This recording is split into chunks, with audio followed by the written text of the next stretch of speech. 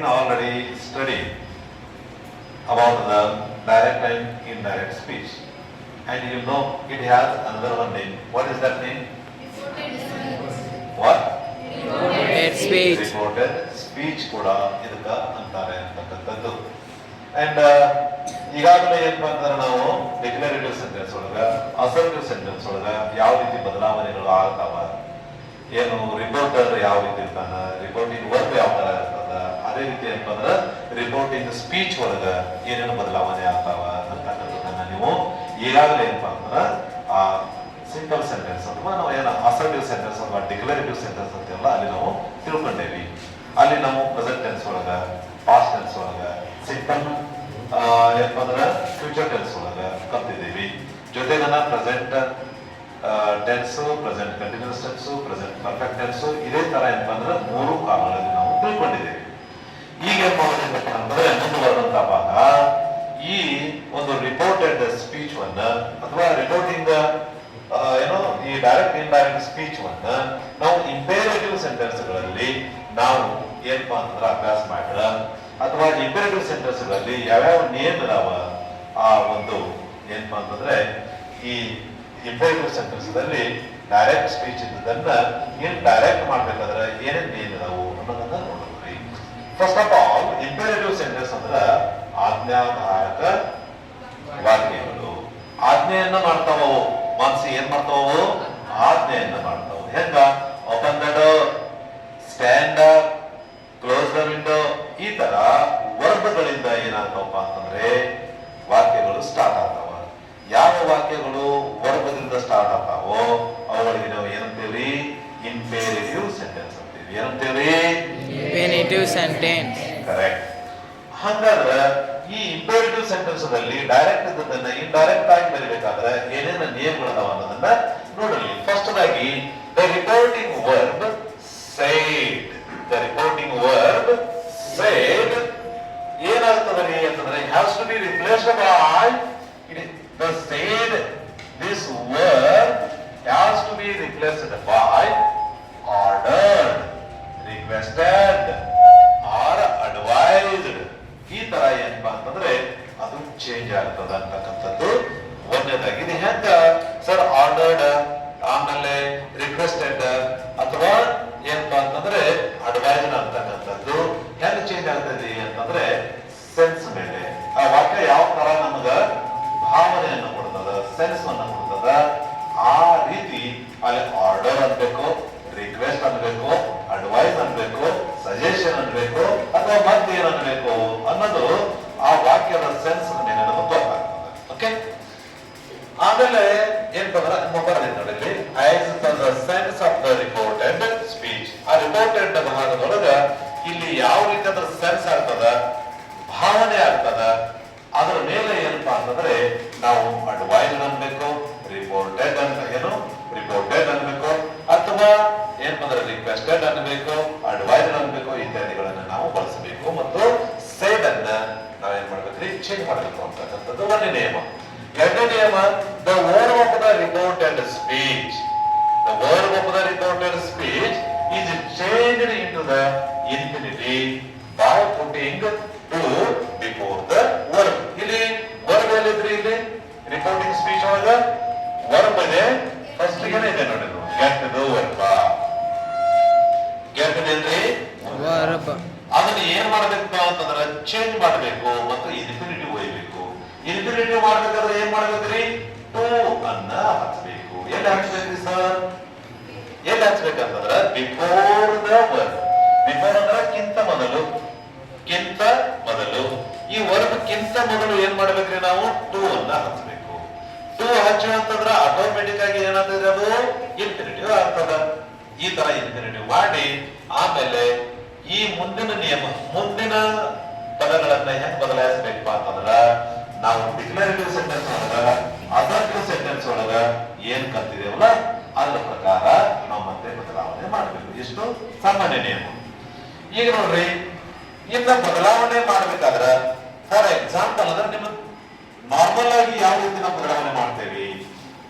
ಉದಾಹರಣೆಗಾಗಿ H M ಇದ್ದವರು ಪ್ಯೂನ್ಗ ಹೇಳಬೇಕಾಗಿದೆ. ಅವ್ರು ಏನ್ ಮಾಡ್ತಾರ್ರಿ? ಆರ್ಡರ್ ಮಾಡ್ತಾರೋ ರಿಕ್ವೆಸ್ಟ್ ಮಾಡ್ತಾರೋ? ಆರ್ಡರ್ ಮಾಡ್ತಾರ ಅವರು.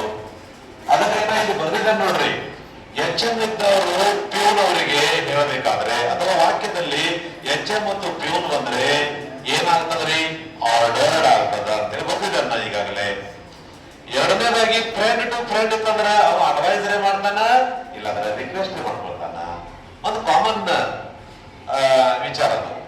ಇನ್ನು ಟೀಚರ್ ಇದ್ದವ್ರು ಸ್ಟೂಡೆಂಟ್ ಹೇಳ್ಬೇಕಾದ್ರೆ ಅಡ್ವೈಸ್ ಮಾಡ್ತಾರ, ಒಂದೊಂದ್ಸಾರಿ ಆರ್ಡರ್ ಮಾಡ್ತಾರ.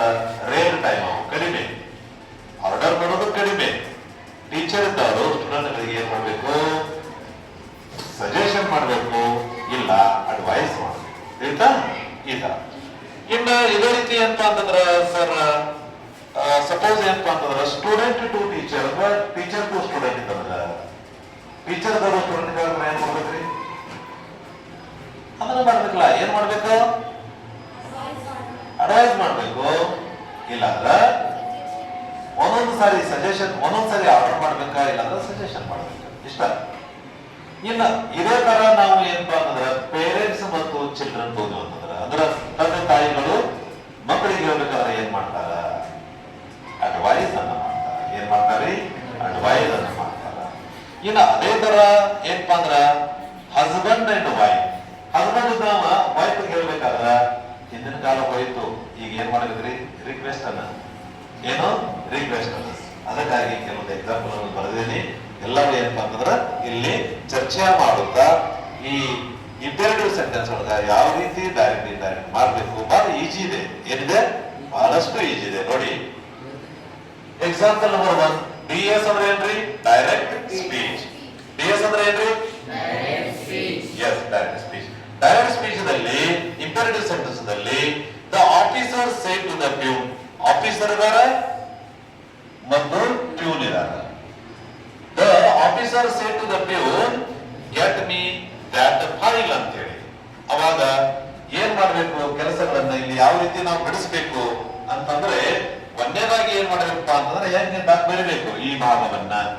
The officer, the officer said to ಏನಾಗೋದು? ಇದು ಚೇಂಜ್ ಆಗೋದು. ಸೇಡ್ ಟು ಇದು ಆರ್ಡರ್ ಆಗೋದು, ರಿಕ್ವೆಸ್ಟ್ ಆಗೋದು, ಸಜೆಷನ್ ಆಗೋದು, ಅಥವಾ ಮತ್ತೇನಾಗೋದು ಅಂತೇಳಿ ನಿಮಗೆ ನನ್ನ ಪ್ರಶ್ನೆ ಏನಾಗ್ತದೆ? ಅದು ವೆರಿ ಗುಡ್. ಏನಂತಂದ್ರಿ? ಆರ್ಡರ್. ಆರ್ಡರ್ಡ್ ಆಗಿದೆ. ಅದು ಏನಂತಂದ್ರಿ? ಆರ್ಡರ್ಡ್. ಆರ್ಡರ್ಡ್. ಇನ್ನ ಮತ್ತೆ ಇಲ್ಲಿ ಟೂ ಬರೆಯೋದಿಲ್ಲ. ಇಲ್ಲಿ ತಮ್ಮನ್ನು ಟೂ ಬರೀಬಾರದು, ಟೂ ಬರೀಬಾರ್ದು. ಅದನ್ನ ಬಿಟ್ಟ ಈ ಮುಂದಿನ ಭಾಗವನ್ನ ಬರೀಬೇಕು. ಏನ್ರಿ? The peon. ದ ಪ್ಯೂನ್ ಏನು? ಇದನ್ನ ಇನ್ಫಿನಿಟಿವ್ ಮಾಡ್ರಿ, ಟೂ ಅನ್ಬೇಕಲ್ಲ. To get. To get me ಅಂದ್ರ ಏನ್ರಿ? ಹೆಡ್ ಮಾಸ್ಟರ್ಗೆ, ಏನೋ ಆಫೀಸರ್ಗೆ. ಮೀ ಅಂದ್ರ ನನಗೆ ಅಂತ ನಾವು ಅವನಿಗೆ ಅನ್ಬೇಕು. ಅವನಿಗೆ ಅನ್ಬೇಕಾದ್ರೆ ಏನ್ ಅನ್ಬೇಕ್ರಿ? ಟು ಗೆಟ್ ಹಿಮ್ ಅನ್ಬೇಕು. ದ್ಯಾಟ್ ಐತಿ, ದ್ಯಾಟ್ ಅನ್ನ. ಫೈಲ್ ಐತಿ, ಫೈಲ್ ಅನ್ನ. That file. ಇಷ್ಟು ಬರೋದು. ಇಲ್ಲಿ ಫುಲ್ ಪಾಯಿಂಟ್ ಬಂದ್ರೆ ಅಂದ್ರ ನಿಮ್ಮ ಕೆಲಸ ಮುಗಿತು. You will get 1 mark. You will get 1 mark. Okay. Next ಬಂತು ಇದು DS. DS ಅಂದ್ರೆ ಒಂದ್ ಸೆಕೆಂಡ್ ಏನು? Direct speech. ಐಡಿಯಾಸ್ ಅಂದ್ರೆ ಏನ್ರಿ? ಎಸ್. ಇಲ್ಲಿ ಆಲ್ರೆಡಿ ಅಂದ್ರೆ ಡೈರೆಕ್ಟ್ ಸ್ಪೀಚ್ ಇದೆ. Pranesh said to his wife, give me a glass of water. Pranesh ಇದ್ದಾವ ತನ್ನ ಹೆಂಡತಿಗೆ ಹೇಳ್ತಾನ, ನನಗ ಒಂದು ಗ್ಲಾಸ್ ನೀರು ಕೊಡು ಅಂತ ಹೇಳಿ. ಇದು ಏನ್ ಅಂತಂದ್ರ ಇಂಡೈರೆಕ್ಟ್ ಮಾಡ್ಬೇಕಾದ್ರ ಇದಕ್ಕೆ ಏನಾಗ್ತದ ಅನ್ನೋದನ್ನ ಈಗ ನೀವ ಹೇಳ್ತೀರಿ. ಏನ್ ಬರಲ್ಲ ಇಲ್ಲಿ? ಪ್ರಾಣೇಶ್ ಅಲ್ಲ, ಪ್ರಾಣೇಶ್ ಸೇಡ್ ಟು ಬಿಕಮ್ ಏನಾಗ್ತಿದ್ರಿ? Request order. ಯಾರೋ ಆರ್ಡರ್ ಅನ್ನೋದು ಆರ್ಡರ್ ಅನ್ನೋದು ಹೋಯ್ತಲ್ಲ ಕಾಲ. ರಿಕ್ವೆಸ್ಟ್. ಏನ್ ಮಾಡ್ಬೇಕ್ರಿ? ರಿಕ್ವೆಸ್ಟ್. ರಿಕ್ವೆಸ್ಟ್ ಇದು ಪಾಸ್ಟ್ ಟೆನ್ಸ್ ವರ್ಬ್ ಇರೋದ್ರಿಂದ ಇದನ್ನ ಏನ್ ಮಾಡ್ಬೇಕ್ರಿ? ಪಾಸ್ಟ್ ಟೆನ್ಸ್ ಮಾಡ್ಬೇಕು. ರಿಕ್ವೆಸ್ಟೆಡ್. ಇದು ಭಾಗವನ್ನು ಮಾತ್ರ ಇಲ್ಲಿ ಏನ್ ಬರಿಬಾರದು? ಟು ಅನ್ನ ಇಲ್ಲಿ ಬರಿಬಾರದು. ಇಲ್ಲಿ ಏನ್ ಬರಿಬಾರ್ದ್ರಿ? ಟು ಬರಿಬಾರದು. ಏನ್ ಬರಿಬೇಕ್ರಿ? ಮುಂದ ಉಳಿದಂತಹ ಭಾಗವನ್ನು ನಾವು ಬರಿಬೇಕು ಅಂತಕ್ಕಂಥದ್ದು. ಏನಿದ್ರೆ ಈಸ್ ವೈಫ್. Is wife. ಏನು ಆಮೇಲೆ give me A glass of water. Try ಮಾಡಿ ಇನ್ಫಿನಿಟಿವ್ ಮಾಡೋದನ್ನ.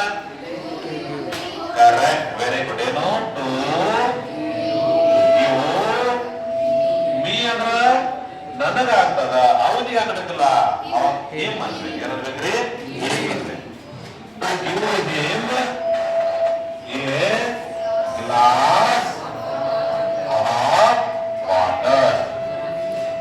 Glass of water. ಈ ತರ ನೀವು ಬರೆದಂತಂದ್ರ ನಿಮ್ಮ ಅಕ್ಷರ ರೈಟ್ ಇರ್ತದ. ಕೊನೆಗೆ ಏನ್ ಮಾಡ್ಬೇಕ್ರಿ, ಫುಲ್ ಪಾಯಿಂಟ್ ಅನ್ನ ಕೊಡಬೇಕು. ಇಷ್ಟು ಮಾಡ್ರಂದ್ರೆ ನಿಮ್ಗ 1 marks ತಗೋತೀರಿ.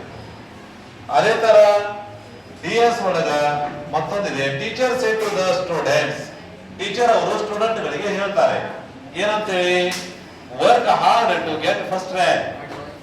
Work hard to get first rank ಅಂತೇಳಿ. ಸೊ ಇಲ್ಲಿ ಏನಾಗ್ತದೆ ರೀ, ಇಲ್ಲಿ ಹೆಂಗ್ ಬರೀಬೇಕಾದ್ರಿ, ಟೀಚರ್ ಸೇಡ್ ಟು ಐತಿ, ಏನ್ ಮಾಡ್ಲಿ ನಾವಿಲ್ಲಿ, Advice. ವೆರಿ ಗುಡ್, ಅಡ್ವೈಸ್ಡ್ ಅಲ್ಲ, ಟು ಬರೀಬೇಕು ಬೇಡ, ಇಲ್ರಿ. ಬರಿಬಾರ್ದು. ಕರೆಕ್ಟ್. ಮುಂದೆ ಉಳಿದಂತ ಭಾಗವನ್ನು ಬರಬೇಕು. The students. ಇದನ್ನ ಹೆಂಗ್ ಇನ್ಫಿನಿಟಿ ಮಾಡೋದ್ರಿ, To work.